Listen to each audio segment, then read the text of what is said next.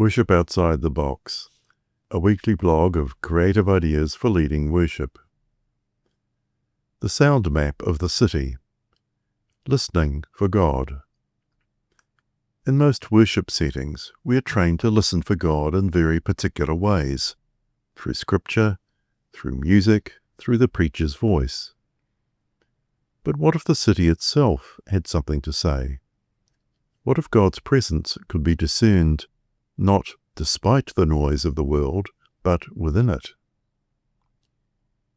Hearing the sacred in the everyday. This worship practice begins with something simple, yet deeply transformative: listening. Not listening for the next hymn or the familiar liturgy, but listening to your own city's soundscape: birds in trees, traffic grinding past, a distant siren, children shouting, wind rustling leaves, a dog barking down the street. Instead of filtering these out as distractions, this practice invites the congregation to receive them as a kind of sacred text, rough-edged, surprising, and full of the real world God inhabits with us. How it works. Before the service, take a short walk around your city's neighborhood with a smartphone. Record 2 or 3 minutes of ambient sound, no commentary, just raw audio from your immediate surroundings. This is your sound map. During the service, invite people to get comfortable in their seats, close their eyes, and simply listen as you play the recording. Hold your phone speaker up to the lectern or pulpit microphone. Set the tone with a simple invitation. As we listen now to the soundscape of our church neighborhood, let's open our ears and hearts to what the Spirit might be saying, not through music or scripture, but through the raw soundtrack of the city we are part of. Reflective listening. After the audio, hold a few moments of silence. Then guide the congregation in reflection.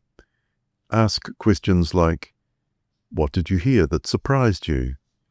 Which sounds stirred something spiritual in you? Where did you hear beauty, tension, peace, or longing? How might God be present in those sounds? Encourage people to share their responses. Wrap up with a prayer, allowing the sounds to shape your intercessions. Prayers for those on the streets, in traffic, at work, at play, struggling or thriving, just outside your walls. Why this matters.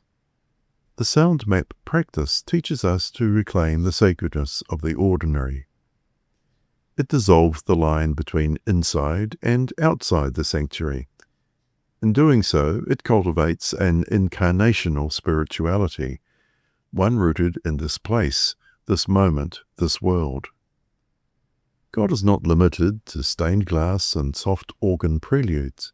God speaks in construction noise and birdsong, in footpath conversations and city sirens. When we learn to listen, really listen, our worship becomes more grounded, more responsive, more alive. A worship that listens. If your community longs to connect Sunday liturgy with weekday reality, this practice offers a simple but powerful tool. It's easy to prepare, deeply engaging, and requires nothing more than a smartphone and a willingness to hear God's voice in the unpredictable soundscape of life. Try it. Let the city be the preacher. Let the neighborhood write the psalm. God is already speaking. You just need to listen. Ngā mihi.